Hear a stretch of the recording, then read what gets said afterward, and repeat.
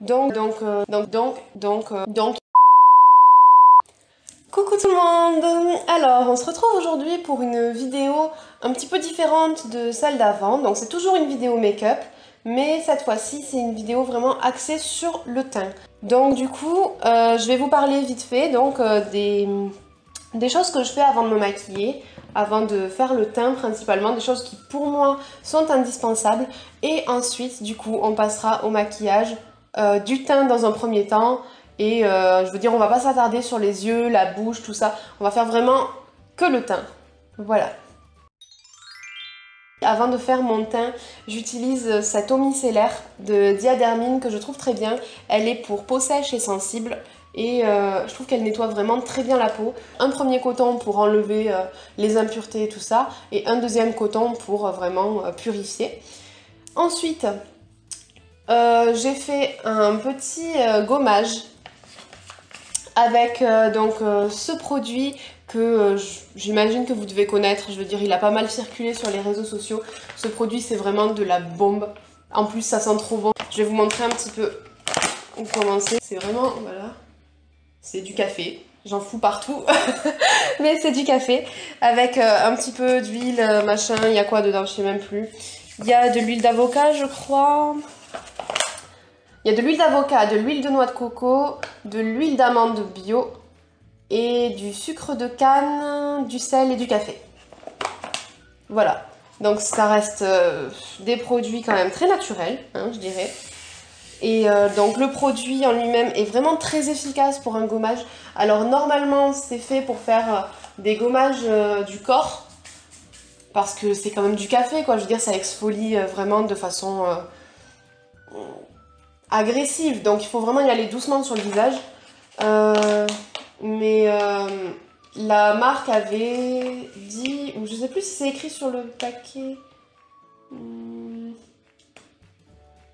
Bon, j'avais vu, donc je sais plus si c'est la marque qui l'avait publié ou quoi, qu'on pouvait l'utiliser sur le visage, mais avec modération, qu'il faut pas en abuser parce que justement c'est agressif quand même. Il y a du sel dedans, il y a du café, et donc ça exfolie de façon agressive. C'est pour ça que c'est plus pour le corps que pour le visage. Maintenant, quand je l'utilise sur le visage en général, je l'utilise principalement au niveau de mon nez, parce que si vous êtes comme moi et que vous avez des petits points noirs sur le nez, moment sexy. De temps en temps, voilà, quand vous avez un excès de sébum ou quoi, vous pouvez avoir les comédons qui font coucou un peu. Et du coup, pour éviter ça et que ça fasse dégueulasse vraiment quand vous mettez votre fond de teint, parce que clairement quand vous allez mettre votre fond de teint par-dessus, si vous n'avez pas exfolié, au niveau de votre nez, ça va pas être lisse, ça va être un peu râpeux, ça va pas être joli, ça va se voir, ça va faire sale. Clairement, ça fait pas propre, ça fait pas un joli teint, ça fait pas un joli maquillage, donc il faut exfolier tout ça avant de se maquiller. Ensuite, j'exfolie mes lèvres avec ce petit produit. C'est donc le produit La Fée des Lèvres de chez Lush et j'adore ce produit, il sent un peu le bubblegum. Donc vous voyez, c'est comme ça. Le mien est un peu sec là sur le dessus, mais bon voilà. C'est un gommage au sucre en fait, il est super bon. Mais normalement, il n'est pas fait pour être mangé. C'est-à-dire quand vous l'avez sur les lèvres, vous avez ce goût sucré, bubblegum, c'est vraiment très agréable. Mais après, ce petit produit coûte quand même relativement cher. Je crois qu'il coûte une dizaine d'euros. Donc une dizaine d'euros pour un petit pot avec du sucre dedans. Voilà, c'est un peu cher quand même pour du sucre. Donc si vous n'avez pas les moyens de vous acheter un produit comme ça, un petit gommage maison avec du miel et du sucre ou alors de l'huile d'olive et du sucre fera parfaitement l'affaire. Ne vous tracassez pas l'esprit, juste un petit peu de sucre, vous passez sur vos lèvres doucement pour enlever les petites peaux sèches là qui font pas propre et c'est nickel. Parce que quand vous mettez un rouge à lèvres, surtout quand c'est un rouge à lèvres mat, si vous n'exfoliez pas vos lèvres avant, ben les peaux vont ressortir de plus belle avec le rouge à lèvres. Donc voilà. Et enfin, donc le dernier petit geste que j'ai moi et que je m'en sers donc pour remplacer même une crème hydratante et tout ça. Je ressens pas le besoin forcément toujours de mettre un sérum et une crème hydratante. Donc en ce moment, principalement, j'utilise ce produit. C'est une eau florale donc à la rose. Donc ça c'est vraiment C'est vraiment trop bien, c'est hydratant, nourrissant, c'est tonifiant. Et je crois que ça a plein d'autres vertus. Là, je vous laisse aller chercher, faire vos petites recherches parce que je peux pas vous aider plus que ça. Mais bon, en attendant, ça fait vraiment du bien à ma peau et je le sens. Et puis tous les jours, du coup, je m'en asperge un petit peu sur le visage, tous les matins. Ça, c'est tous les matins que je me maquille ou que je me maquille pas. J'ai mon petit rituel de pchit à la rose. Voilà. Donc ça, c'est pour les soins. Maintenant, du coup, on va passer au teint. Et donc pour le teint, on va commencer tout de suite avec... Tadam! Mon fond de teint donc du moment, qui est donc le fond de teint Fenty Beauty. Alors, pour choisir votre fond de teint, déjà, il vous faut, pour choisir la couleur de votre fond de teint, il faut voir ça par rapport à la peau de votre cou. Parce que, comment vous dire? C'est-à-dire qu'on a toujours le visage un peu plus foncé que le cou et que le reste du corps finalement. Et donc il faut choisir un fond de teint qui va harmoniser le tout. Donc on choisit un fond de teint en regardant la couleur de son cou. Attention, pas la couleur du poignet. Le poignet, il fait partie des parties les plus claires de votre corps. Donc ça veut dire que vous allez fausser complètement le résultat. En vous fiant à la couleur de votre poignet, vous risquez de prendre un fond de teint qui sera beaucoup trop clair pour vous que si vous faites le test dans votre cou. Donc il faut faire le test dans le cou. Donc du coup, pour mon fond de teint, j'en applique donc 2 pompes sur le dos de ma main. La petite goutte qui reste, je la mets sur mon nez parce que j'ai pas envie de gaspiller. Et puis si je la laisse au bout, elle va salir le flacon à l'intérieur. Donc voilà. Ensuite, je prends mon petit pinceau qui est mon pinceau favori pour le teint. C'est le pinceau The Face 3 de Marc Jacobs. Et j'adore ce pinceau. Mais je crois que je l'ai déjà dit. Et donc je viens appliquer un petit peu de fond de teint par-ci par-là sur mon visage. Et ensuite je vais venir donc étaler le tout avec mon pinceau en faisant des petits ronds. Si je fais des mouvements trop grands et trop linéaires, on va voir la trace du pinceau et ça va pas faire propre. Donc il faut toujours procéder par des petits cercles comme ça, rapidement et tout.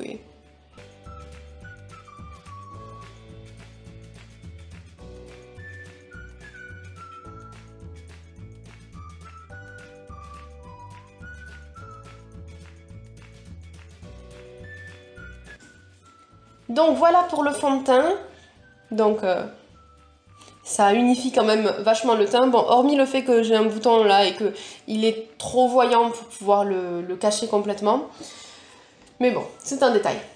Si vous hésitez entre 2 teintes de fond de teint, choisissez toujours la plus claire. Alors, pourquoi? Parce que, je m'explique. Si vous prenez la teinte la plus foncée, ça ne sera pas forcément rattrapable. Au niveau du teint, vous pourrez rien faire pour éclaircir le truc. Alors que si vous prenez la plus claire, vous pouvez toujours jouer avec du bronzer ou avec une poudre de soleil pour réchauffer le tout et donc créer une espèce de contraste entre les deux couleurs qui donnera l'illusion que c'est votre bonne teinte. Ensuite, donc une fois que tout ça est fait, on passe à l'anti-cerne. Donc moi c'est un anti-cerne Sephora, j'ai vraiment un coup de cœur pour ces anti-cernes. Malgré le fait qu'ils se vident assez rapidement, je trouve que c'est quand même de très bons produits. J'en applique donc au niveau de mes cernes. J'en applique tout le temps en aile d'oiseau en fait. C'est de façon à pouvoir mieux l'étaler après en fait. Comme ça il n'est pas concentré à un seul endroit et ça facilite le travail d'estompage après. C'est pour ça que je fais comme ça. Je vais en mettre un petit peu là parce que ce petit bouton là il m'embête. Là aussi. Là c'est bon. Donc, une fois que j'ai mis mon anti-cerne, donc je sais pas si je l'ai dit, c'est la teinte cream des anti-cernes de chez Sephora. Donc je viens estomper l'anti-cerne avec mon petit Beauty Blender. On est mieux. Et donc je viens estomper tout ça. Voilà, je diffuse un petit peu la matière au-delà de mes cernes.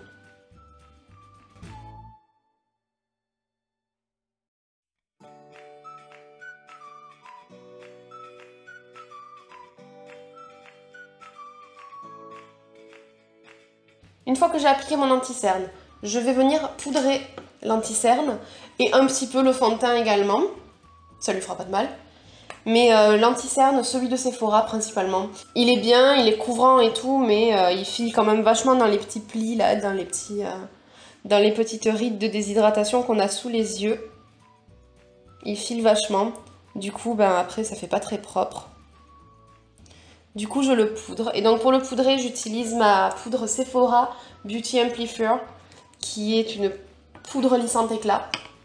Et donc j'ai la teinte blanche, teinte universelle. Très bien pour fixer. Elle est transparente, hein, donc...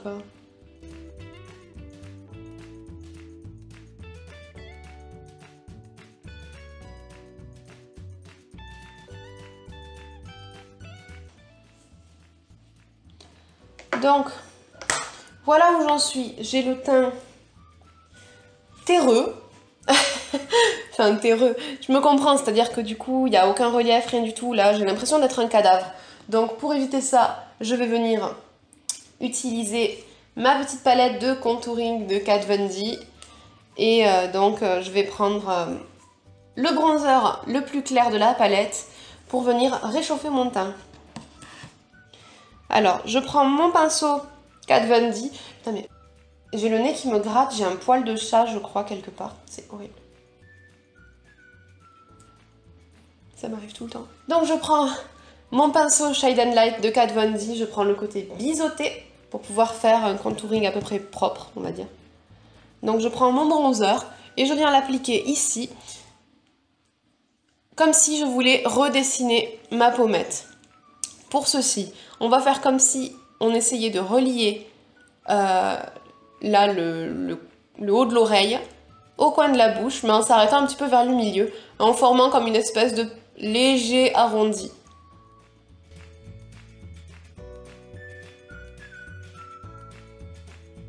Donc je l'applique toujours en tapotant, parce que si j'étale la matière, il y a moins de chances que j'arrive à l'estomper correctement après.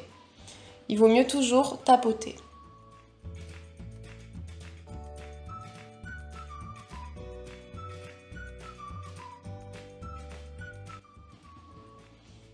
Donc je vais faire pareil de l'autre côté.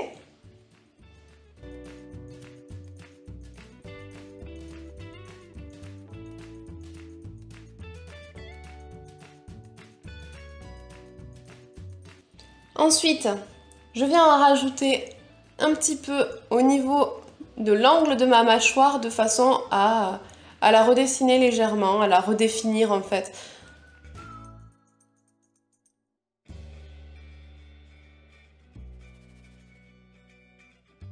Vous pouvez également en ajouter un petit peu au niveau du menton, ce qui va créer comme un effet d'ombre en fait, tout simplement. Ensuite, on vient terminer ce petit contouring en appliquant du bronzer au niveau du front, au niveau des racines des cheveux, tout ça. Vous inquiétez pas, on va venir estomper tout ça après, hein. Je veux dire, on va pas rester comme ça.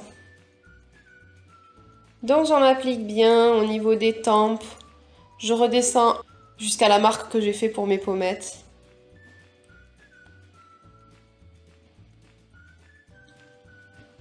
Je fais pareil de ce côté.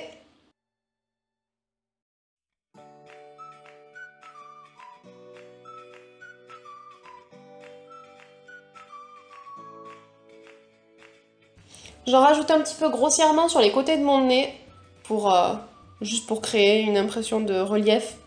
Une légère impression de relief vu que je le fais grossièrement. Voilà. Et maintenant je prends donc mon gros pinceau et je viens estomper tout ça.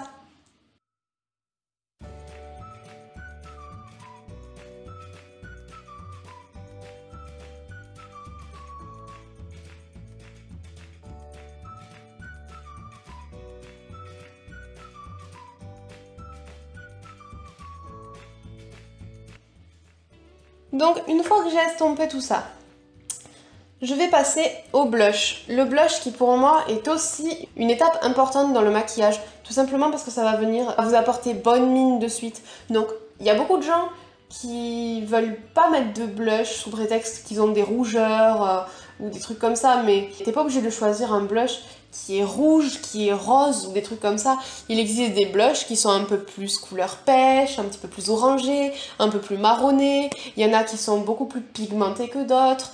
Donc après, tout dépend aussi de la dose que tu mets sur ton visage.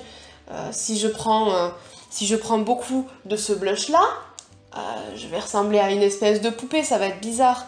Donc si j'en prends un tout petit peu, je peux réussir à maîtriser la matière et l'application sur mon visage.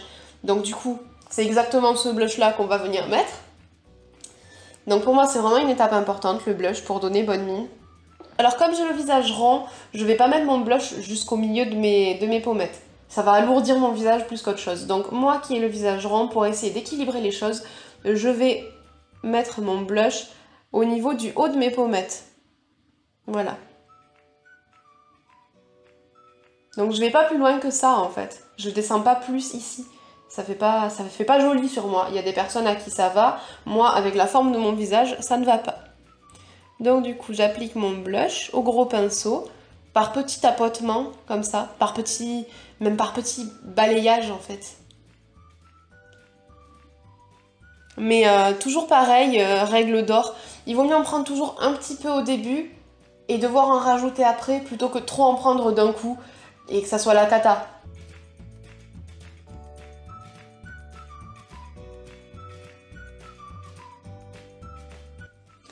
Donc, une fois que vous avez mis votre blush, on va passer à une étape, donc là ça concerne vraiment vos goûts, c'est vraiment selon vos choix, tout ça, c'est vraiment pas une étape obligatoire pour avoir un joli teint, là c'est selon vous. Après, voilà. Il y a des gens qui n'aiment pas l'highlighter, moi j'adore ça.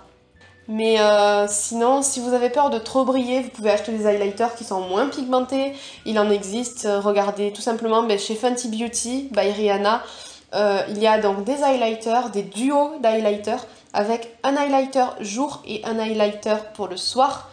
Donc celui pour la journée est beaucoup plus soft que celui pour la soirée. Je trouve que c'est vraiment un bon concept d'avoir sorti ces duos d'highlighters. Parce que clairement, il y a beaucoup de personnes qui n'assument pas d'avoir de l'highlighter vraiment fort pendant toute la journée. Moi, j'ai aucun problème avec ça, j'adore ça, donc voilà. Du coup, je prends ma palette Jaclyn Hill de nouveau et je prends cet highlighter là qui est une couleur un petit peu champagne. Et donc, je viens l'appliquer avec le côté fluffy, moi, de mon pinceau Shade and Light de Kat Von D. Donc je prends mon highlighter, je viens en appliquer au niveau du haut de mes pommettes. Alors c'est-à-dire que j'ai appliqué mon blush sur à peu près cette partie-là. Mon highlighter, je vais l'appliquer que sur la moitié. Voilà. Et après libre à vous, hein, si vous voulez vous peindre tout le visage avec de l'highlighter, vous pouvez. Bon, ça fera pas très joli. Ça fera... Enfin, c'est pas que ça fera pas joli, c'est que ça vous flattera pas, en fait. Donc voilà. Ensuite, pareil, il y a une petite... je dirais pas une règle, mais il y a un petit truc quand même avec l'highlighter. Évitez d'en mettre là où vous avez des boutons. Si un jour vous avez un bouton là, si vous mettez de l'highlighter dessus, il va ressortir de plus belle. Vous allez avoir un bouton, mais ça va être un phare le truc. Tout le monde va voir que ça. Ça va être... lui, il sera content, hein, mais vous, peut-être moins. Donc voilà. Ensuite, donc je fais pareil de ce côté-là.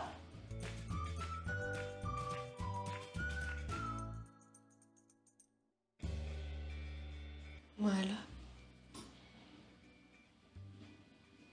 Là, je viens en rajouter un petit peu ici, un petit peu là, un petit peu au milieu du front, au milieu du menton. Donc ça, c'est vraiment avec les restes que j'ai sur mon pinceau. Je veux dire, j'en reprends pas exprès pour faire ça. Parce que sinon, là, par contre, ça fait peut-être un petit peu beaucoup. Ensuite, je prends mon petit pinceau fluffy, trop mignon, et je viens reprendre encore de l'highlighter. Et je viens en mettre, là, cette fois-ci, sur le bout de mon nez. Parce que j'adore ça. Et je vais en mettre aussi au niveau de l'arc de Cupidon. Ça redéfinit un petit peu plus le visage. Et pour l'arc de Cupidon, c'est vraiment quand vous mettez votre rouge à lèvres, après, avec la lumière, et bien ça redéfinit votre lèvre et c'est vraiment très joli. Donc voilà, pour le teint c'est fait. Maintenant je vais faire rapidement un petit maquillage, quelque chose de très simple, et on se retrouve juste après. Donc voilà ce que ça donne pour le maquillage final. Donc j'ai simplement mis du rouge à lèvres rouge, c'est d'ailleurs la teinte Nasfur Atou, je ne sais pas si je le dis bien, je ne sais pas le prononcer, voilà, je sais pas. Donc c'est un Everlasting Liquid Lipstick de Kat Von D, je les trouve vraiment très bien. Donc ce rouge, je le trouve trop beau. Et voilà. Ensuite, donc, j'ai simplement fait mes sourcils, fait un léger contouring au niveau de la paupière, mais vraiment très léger, je veux dire, j'ai simplement mis un petit peu de bronzer au niveau de ma paupière, un petit peu d'highlighter en coin interne, ainsi que sous mon sourcil, et du mascara, et du crayon colle blanc à l'intérieur de la muqueuse. C'est tout ce que j'ai fait, je veux dire, c'est pas grand chose, j'ai simplement légèrement travaillé le maquillage, et du coup, voilà, je pense que cette vidéo est terminée. Je pense avoir tout dit au niveau de mes habitudes à moi, en tout cas pour faire mon teint et pour donc réussir un teint, un joli teint. Et voilà, donc je pense que ce maquillage est terminé. N'hésitez pas à me dire dans les commentaires juste en dessous si la vidéo vous a plu, si vous aimez ce type de vidéo dans laquelle je vous donne des petits conseils, des petites astuces made in moi. Et puis donc voilà, n'hésitez pas à me dire tout ça, n'hésitez pas à me donner vos avis sur la vidéo, la qualité de la vidéo, la qualité du son également, parce que sur mes premières vidéos, il y avait un souci au niveau du son et on me l'a signalé au bout de la 4e vidéo, je crois. Donc voilà, n'hésitez pas à me faire part de toutes vos remarques en tout genre, ainsi de suite. Et puis de toute façon, je tiens compte de ce que vous me dites, parce que ce sont vos retours qui peuvent m'aider à moi à avancer un petit peu. Et puis voilà, en attendant, je vous remercie d'avoir regardé cette vidéo jusqu'au bout. Je vous fais plein de bisous et je vous dis à très vite. Ciao, ciao.